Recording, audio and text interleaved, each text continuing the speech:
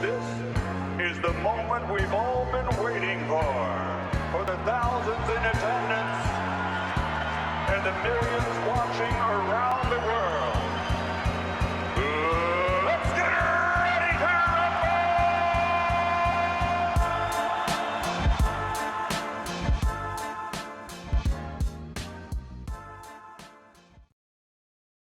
Welcome to the Junkyard Pod, hosted by Tony Pesta, Corey Walsh, and Jackson Flickinger. The Cleveland Cavaliers just opened up their round 2 series with the Boston Celtics, and it kind of went the way that we probably would have expected. Maybe we definitely wanted it to be closer, but for the most part, the Cavs did fight. I think the talent disparity pulled away in the fourth quarter, but I want to start off. We're going to have a free-flowing discussion recapping what happened there, but I think the main thing that jumped out immediately in this game is that this ain't the Orlando Magic. This is a very different style of play that we're going to see throughout.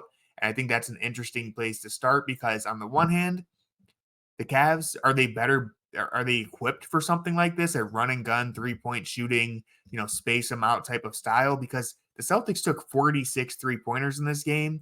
They hit 18 of them. That's more than Orlando did at any point. And the Cavs themselves took 42, which I didn't see if that was more than they took against Orlando, but they were already like right on pace with some of their best Orlando shooting games in this opening game against Boston. So what do you guys think of the style differences between what we saw in round 1 versus what we're going to see in round 2? I mean, we knew this was going to happen. The Celtics aren't the Magic. They shoot a lot of threes, and just this is how the series is going to go. The Cavs, I felt they knew what they needed to do, but I think there were some times where they were a little, what I would say is like they weren't fully committed, I guess is a way to say it, where they knew they had to close out on shooters, but it felt like they were just a little step slow, like they were still like part of that Magic series lingering in the back of their heads where they're like, we want to contain these guys, we don't want to like really contest. So I think there's some room for improvement. Not like I think the game plan was fine. I thought the game plan was a lot better, I thought, than a lot of the times they've played the Celtics before, especially in like the regular season where we've seen Mobley really help off his guy, Allen really help off their guys to protect shots at the rim, and that's not what the Celtics are trying to do. So I think the process was fine. I just think that the execution needed to be a lot better, and that's really tough. It's a tough turnaround for the Cavs. I feel like this play style reminded me a lot of what we saw towards the end of the season, especially in the games where Mitchell was absent, where it felt like the Cavs were able to push the pace offensively and were able to go toe to toe with who they were playing with. The issue was they were giving up more points than they were scoring, though, either way. Even though they were able to score at a higher volume than before, it was just due to the frequency of the pace, not anything that they were doing special offensively. And in the case of the first quarter, the Cavs were just hitting shots that they just simply were not hitting in the Orlando series. And it felt like that maybe they were going to be able to keep it up. But I feel like from knowing this team as well as we know through this last like quarter of the season, that these are just glimpses, not like going to be patterns that we're going to be seeing throughout the series. And you kind of saw more in the third quarter, I'd say, than in the second quarter, that once that lid goes on the rim, the Cavs offense kind of feels like it's reverting back to what we were seeing in Orlando. But the difference is there's so many more possessions in the game due to the pace of it that the disparity that was getting created between the Celtics and Cavs was just widening because, as Jackson said, the Celtics were just hitting their threes and the Cavs simply were not hitting any of their attempts. Yeah, I thought the Cavs did a pretty good job throughout 3 quarters, pushing the tempo, not allowing themselves to be bogged down. Not, a lot of times in the regular season and against Orlando, they would get the stop and then walk the ball up the floor. Anytime they got a stop against Boston through 3 quarters, they were pushing the tempo, and that's where Mitchell got a lot of his points. That's where the Cavs offense looked the most free and alive. I think it was nice not having to go against that, just the oversized front court that Orlando had with all those 6'10 guys. It felt like the Cavs weren't dribbling in a phone booth for once. There was some breathing room there, but when you're going against a team like Boston that has that much firepower, I mean, you're just playing with a different fire that Orlando didn't have. They weren't capable of torching you this way. And I don't even think the Celtics played that well for 48 minutes. The main concern for me, the Cavs don't have a wing. They don't have the length to close out on 3-point shooters. It's different when when Jason Tatum's trying to post up Max Strus and take a fadeaway in the lane. That's a little different. But when you're driving and kicking, Darius Garland, he doesn't have the size to bother Derek White on a jumper. And we saw it because Derek White torched them. Jaylen Brown isn't bothered by Max Strus closing out to him on the 3-point line. And the Cavs try so hard to avoid switching these actions that's where what Jackson mentioned is you get that little gap where there's just enough daylight for them to feel comfortable shooting. And once they start rolling, you saw in that third quarter, Derek White, he hit some contested jumpers at that point because it was a shoot around before that. They're shooting over chairs. I think I don't know, man. Yeah, they need to do a better job of contesting, but I don't think it was like a size issue. I don't think like Derek White isn't Kevin Durant. Like he's not like rising up over. He's got a huge advantage over Darius Garland, who was guarding him throughout this game. Yeah, I think Garland. I don't think he can affect the catch and shoot jumper from Derek White, and that hurts. I think he can. I mean, Derek White was on fire. I mean, he was making some crazy he's shots. On fire because he's shooting over Darius Garland. Well, I think the Cavs didn't really do a good job in the first half of. I think they could have closed out better. They have some things to clean up, but I don't think it's I don't think it's like a situation where it's like, oh, the Cavs have no chance of closing out on the great Derek White. Derek White's just the next coming of Kevin Durant. Like, no. Like, he was 7 for 12 from 3. He was great. I know. Like, this was a phenomenal game. If Derek White was this type of player, like, he wouldn't have got traded to the Celtics for as little as he did. So I got to push back on Jackson because, listen, I don't think he's going to go 7 for 12 again. But he is a very different player than he was when he got traded to Boston. I think I was worried about Derek White heading into the series, and he made us pay Tim Misny style right away.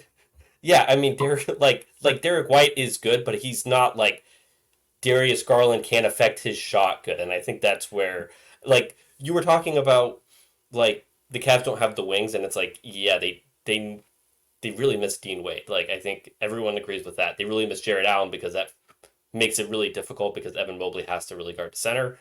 But Jaylen Brown was the one that went off, and Isaac Okoro was on him. And I don't think Isaac did a bad job. I think this was just a case of good offense beats good defense. And that's where I think it's just kind of Jaylen Brown can do this. Jason Tatum can do this. They're both very streaky players. On their best days, they look like the best players in the NBA. And I think you saw that, you saw why that's the case today with Jaylen Brown, because he was absolutely awesome. Yeah, I mean, he was great. And I think the size thing comes into play with Okoro too, because it's what we saw against Banchero to a lesser degree because Brown isn't as tall. I think Okoro has a much better chance against Brown affecting him, but there were some plays where if he got a switch on him, it's just there's only so much you can do. Right, and I mean, Brown's not going to do this every game. When he has it rolling. When he has it rolling, there's only so much you can do. And Jason Tatum didn't have it going today. Max Strus wasn't, I don't think Max Strus is a great defender. I mean, he's a good defender, but he's not an elite defender. And Jason Tatum didn't really have it going today. And that's just kind of who these guys are. When you're that reliant on mid-range shots, outside shots, you're going to have great days and you're going to have bad days. And it's really, that's kind of what I don't really like about the Celtics team, is that they're so reliant on their jump shots, even if it's not the 3-pointer. I think the Celtics' length and athleticism also highlights a huge problem for this Cavs offense in the series, though, is they have their starting 4, and I guess Horford to some extent is switchable, and the Cavs, no matter, they can't really kind of hunt a certain type of mismatch unless, as we saw late in the fourth, the Celtics were not as committed to the switches as they were before. And Mobley was able to take advantage of being matched up against Derek White for 3 straight possessions. And that's when it felt like Mobley was feeling comfortable but for the most part, the guards couldn't get a switch they necessarily liked, because if you want to switch from Derek White, you're probably either going up against Brown or Tatum off of a switch, and then vice versa. It just felt like no matter what, you're hitting a log jam. And even though they don't have Kristaps, Horford isn't necessarily a slouch, but they're going to offer help defense off of him too. So it's kind of just pick your poison. You kind of have to roll with who you're matched up with, because your options aren't going to get a lot better. Yeah, I think one of the issues is that the Celtics don't allow a lot of daylight with how quickly they switch, and I think the Cavs offense really relies on that daylight and guys dropping, things like that because of the rim pressure that they can have. And when you don't have Jarrett Allen, that kind of changes the equation. But I think, like Donovan Mitchell showed that he could still be the best player in this series. Like Yeah. he wasn't struggling. I thought a lot of his, like, he hit some really tough shots. That's what Donovan Mitchell does. But I thought he got really good looks compared to the Magic Mhm. series. And Definitely. I think Darius Garland got good looks too. They just didn't fall.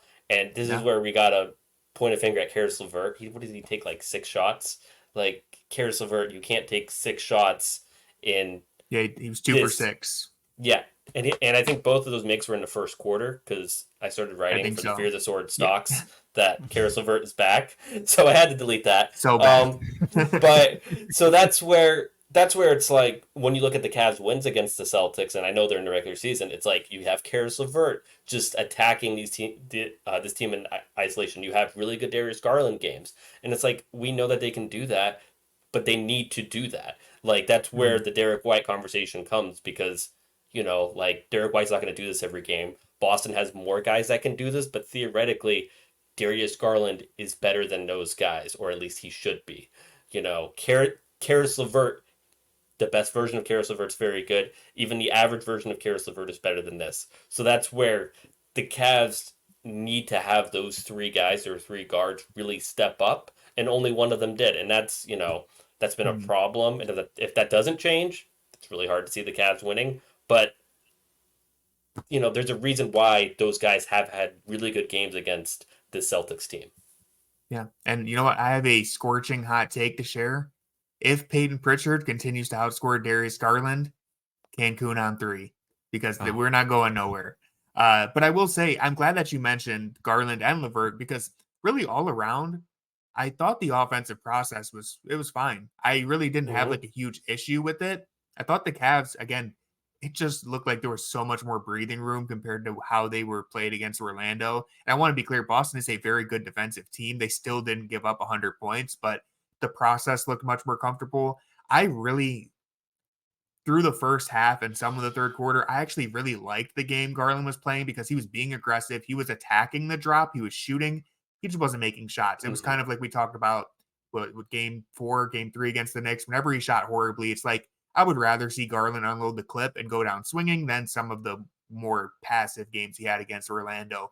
The issue is he finishes 6 of 15, 14 points, 5 assists, 0 turnovers. So it was an okay game, but it's not a max player game. It's not enough from Darius Garland. You need more Mm-hmm. from him, especially when Mitchell is playing as well as he's playing. Someone's got to help the guy out because I thought Garland, there was a lot of makeable shots he left on the table, and there was probably a lot more shot attempts that he could have taken, even though I thought he was aggressive for most of the game.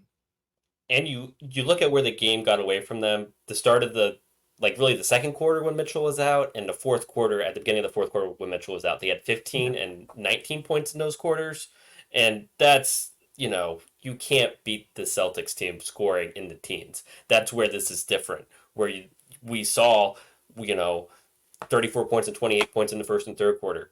You can you can hang with them when you do that, but that's where you need Garland. That's where you need Levert to step up. And the biggest difference is you're not going to be able not like they were relying on Sam Merrill much anyways, but like a team that switches is a really tough matchup for Sam because he can't get Mhm. open.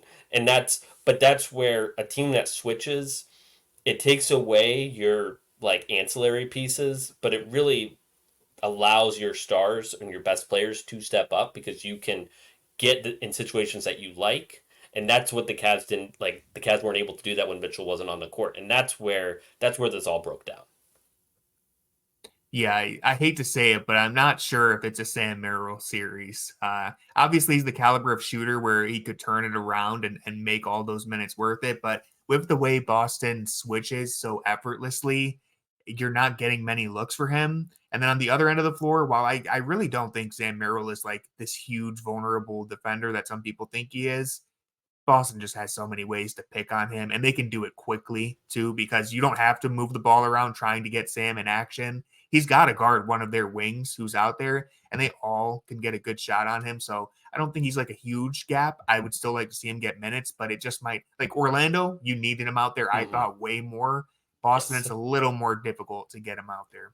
And I do want to say that I think they kind of did a better job in the fourth quarter in garbage time, which, make of it We do what you have to will. talk about some But of that because I he, think there's but some things to take away from the but garbage minutes. but they did a really good job of using Sam as a screener to get those switches that they want, and that's where Mhm. you have to do that because one, Sam is one of the best screeners on the team for his size, and he's really good at setting screens, and you have to switch it right away. So it's Mhm. like you can use him. I think like you can use him in the series, but you're not going to get like a 6 for 8 game or something like that, which is what you could have got in Orlando, I think, but they didn't. They didn't press that button.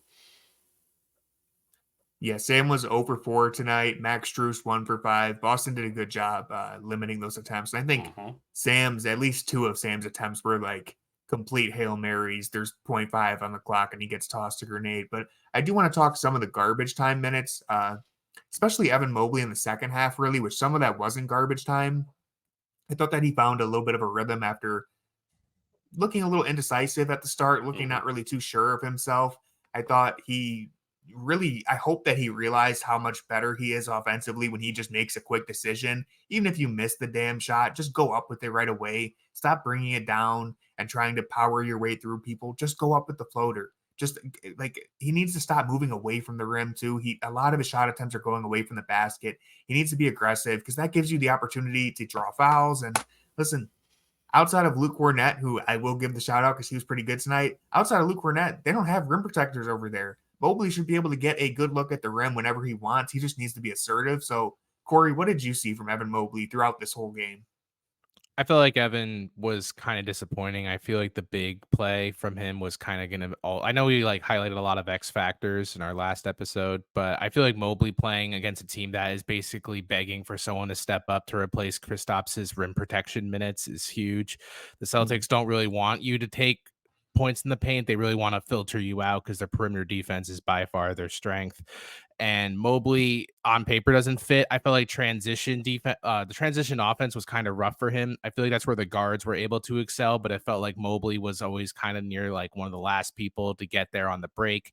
So they didn't really have a chance to settle in. I feel like when the game was kind of like off the starter pistol because it was just a track meet from the whole first quarter. And then in the third quarter, when it felt like it was slowing down a little bit, he, like you guys were highlighting, was indecisive. And it took until they kind of got him in mismatches that he liked for him to get comfortable. And if he has to wait to be comfortable until a certain point in the game, then he's going to be behind the 8 ball for this whole series because the Celtics are just going to come out equally as aggressive in every game going forward. I think it was really interesting that they kind of decided to start Horford on Okoro and let Mhm. Tatum kind of hang with Mobley, and I think that kind of threw Mobley off a little bit. Especially he got some of those like he was getting good shots, especially on switches and stuff. Like he even got good shots really deep in the restricted area, but it just they felt timid, and it's like and then other times when he got the mismatch, he just kind of passed out because he missed like the last couple, and he can't do that. And I think he did a good job in the second half. He went 6 for 7 for 13 points in the second half, which really shows that he can do it. And this Cavs offense, it needs an easy button that's not Donovan Mitchell, and Mhm. like I don't know if that's Evan Mobley all the time, but they need a second option, and I think there is something there that if you have Donovan Mitchell playing good, which we know he can. I don't like he played well. I don't think this was like an all world performance, but this is who Donovan Mitchell is. If you get if you get Darius Garland and Karis LeVert playing closer to their skill level, and then you have Evan Mobley attacking these switches, that's a good looking offense. So like my takeaway isn't like I don't think the Cavs like obviously the Cavs offense needs to play a lot better. They're not the Celtics offense. They don't have as many weapons. But if their best players play up to their capability, this looks very different. Yeah, I agree with that. And, Mobley, he finishes with 17 points. That matches a playoff career high, 13 rebounds, 3 assists. He shot 8 of 12 from the floor. I feel like he left a lot of meat on the bone. Yes, he Not to did. say that I think Mobley's going to be scoring 25, 30 plus throughout this series, but I mean, hey, I think he could have a very good offensive series. I think he can build on what he did in the second half. And hey, the Cavs are going to compete. he's going to have to play the way he did in the second half because he was very assertive. He was quick with the ball, and he clearly has touch around the rim. He just needs to have the confidence to go up rather than bringing that ball down there where he gets kind of stifled and it just turns ugly. One thing I do want to say is that teams don't usually guard the Cavs the way that the Celtics did tonight. Like, Evan Mobley doesn't get a ton of switches and mismatches. Most teams usually go under on all of the screens. So this is like a style that's different, and I think he needs to adjust and be aggressive. I think he needs to do what Isaac Okoro was doing in the first half, where they were daring. They were like, the game plan was, okay, if Isaac Okoro beats us, who cares? And Isaac Okoro, when he was out there, was taking the shots. And when Evan Mobley's out there, he needs to have that same mindset. And if he does, I think he can really hurt this team and then make them, if he's playing well enough and being aggressive enough, then that changes how they play. And it just has a cascading effect that I think in a way that Garland hitting shots probably doesn't, because like how they would be getting their points is very different. So I think like this is a huge deal. And I think I think he might have found something in the second half.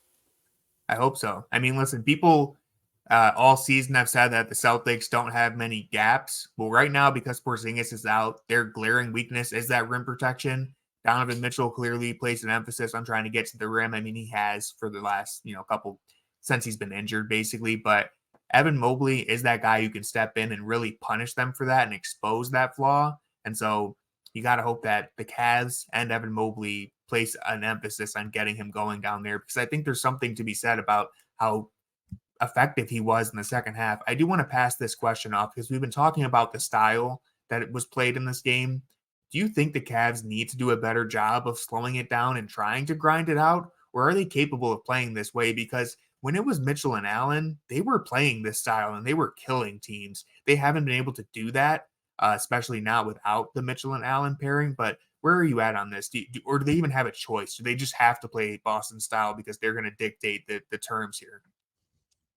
Yeah, I feel like the Celtics just simply have more of the personnel that can enforce this play style. It's not like with Orlando, where it felt like that they needed to keep the game at a grinding halt because they knew if they went like that, they just don't have the horses offensively to keep that game going at that pace. And it wouldn't go in their favor whatsoever. It needed to be a rock fight so their offense could get into design sets, because in transition, you were either going to drive and kick, and you can't kick to no one, which was the Orlando problem. And the Celtics are begging you to drive and kick. And unless the Cavs show like some way to close the gap on the perimeter and make the Celtics feel more pressure from shooting from three, then they're just going to keep pedaling like this. And I don't think the Cavs, especially with the amount of injuries this team has defensively, then they're just not going to be able to kind of dictate the game the way they want to. I could kind of go either way on this, where like I was mostly okay with how the Cavs played today, but I think if you really started to get Mobley going with those mismatches, then you can kind of play slower, play the mismatch game, and then maybe that could open some things up, but you kind of need Garland to be really a big part of that as well. So, like, I think it's easier for the Cavs to score in this way, but if they start finding something with the mismatches, that would be better. They just really, if they had Allen, this would be such a different series, because Allen easily punishes those mismatches, and I think this is just like, as like for somebody who's said like the Cavs need to just go with one big like this whole time, they really just need two bigs right now. Well, even if it was just like, and I'm not, this isn't a knock on Mobley, but even if it was just Allen out there instead of Mobley, his style fits what they need right now, which is that just dominant rim rolling presence, who maybe that's where Mobley is forced to try and be that. And I think he has potential to, do some things. The last question that I want to pose here, and then we'll wrap up. Is this how the rest of the series is going to look? Where basically the Cavs, because I thought they fought throughout most of this game, it felt like the talent disparity was just the overwhelming factor. I'm not like, are there any adjustments, or is there anything that you think the Cavs can do to make this series look different? Or are you just going to have to keep rolling a very similar dice here and hoping that Garland has a better game, Mobley has a better game, Levert, Strus, that you're able to just win a shootout? I think with the Celtics specifically, like to highlight Jackson's points he's made, they're a team that lives and dies by their 3-point shot. They shoot like over 40% of their entire shot profile from the perimeter. And that in general just has such high variance for how that could go per game. Doesn't matter how open or how contested the attempts are, shots will make or miss. It's literally what the league is based on. But the overall, like, the offense can be as comfortable as it felt at times, along with the Celtics just not having their role players kind of play outside of themselves for a game or two. The Cavs are capable of winning games. I wouldn't go as far as to say the series could bend into their favor. I would say this is just definitely not going to be a steamrolling for 4 straight games. I think the Cavs have found certain things that can exploit going forward. But overall, I wouldn't go into this being like it's going to be a 25-point loss every time and the Cavs get shot out of the building. Yeah, I think that, the Cavs can definitely play better. I think they can close out a lot better on those shooters. I think they allowed them to get a rhythm. And, like, at some point, somebody's going to have to randomly start scoring on the bench. Like, just the laws of averages say that it's going to happen eventually. So I think what the Cavs need is they need to get to the fourth quarter in a close game where the pace really grinds down and puts pressure on those outside shots to go in, because it's a lot harder to make outside shots under pressure than it is, in the first quarter or in the second quarter when you guys are steamrolling. And that's kind of what the Celtics did. They really, basketball is a game of runs, and they just those runs, and the Cavs couldn't. We're losing you. Yeah, you're losing me. When you said basketball is a game of runs, you cut out. Right. Like, basketball is a game of runs, and you saw when Boston gets on those runs, it's very easy to make those shots, and that's what they did. Something funny? No, you're still there. It's just you look like a Sega Genesis. I don't know. Oh no, that's not good. You went Nintendo 64 on us. I look fine on my screen, because like sometimes you're good now. Okay. It was for a brief second. Take 3. Anyways, basketball's a game of runs. Basketball is a game of runs. That's why you need George Niang out there. That's not team why leader in plus Niang. minus. Led the team in bench scoring with 4 points, tied with Tristan Thompson. All free throws. Did he really? Yeah. That's over that's 2 from bad. the 3-point line. Well, Karras had 4 points. Yeah, no, he's tied with Tristan and Karras for leading his team in bench. I just have to say before we end too, Isaac Okoro 3 threes in the first half. Shout out to him. I know we did mention Okoro a few times, but he had 4 threes in the entire Orlando series. He had 3 in the first half against the Magic. Don't ask me how many he hit in the second half, but 0. I think the broadcast cut out. Yeah, I think I cut out that time. Like, going back to my point, basketball is a game of runs, and it's a lot easier for the Celtics to make those 3-point shots when they have all the momentum. The Cavs just need to do a better job of staving off that momentum. So I don't expect the Cavs to really do a much better job in game 2, just the tight turnaround time on the road. But game 3, I think the Cavs, it's going to be a very different game. I think the Cavs can win game 3. And if they win game 3, then I think you have a series on your hand. So I'm not as I don't think it's going to be blowouts. I think the Cavs are going to respond. I think they're going to throw a punch. They've shown that Donovan Mitchell can be the best player in the series. There is a path for the offense to be better. They just gotta, hope the Celtics miss some threes, and they gotta do a better job of defending the 3-point line. Yeah, I think that's a really great place to end, because really the Celtics, they're kind of like a less egregious and shameless version of the Rockets, where they do live and die by that 3-point variance, but it's not as ISO heavy. It's not as egregious. They're not foul merchants by any means. I don't think so.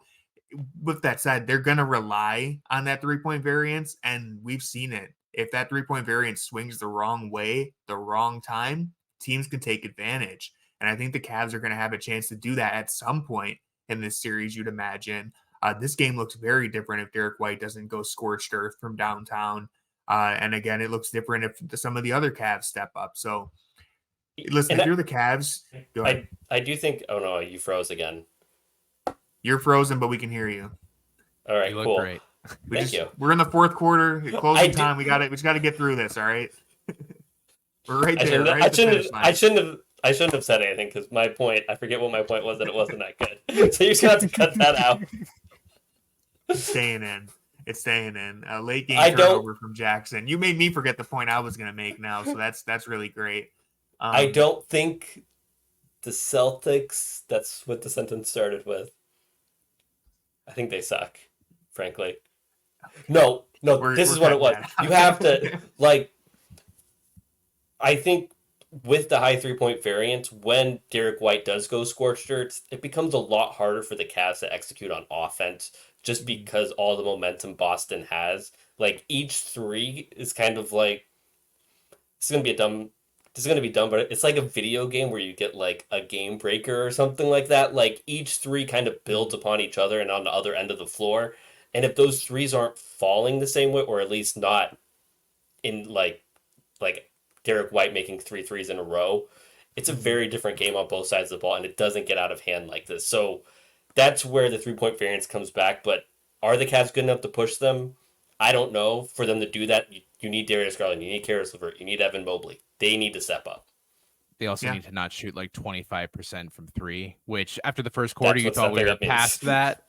Well, you thought after the Orlando series, you're like, wow, this first quarter is league average 3-point shooting.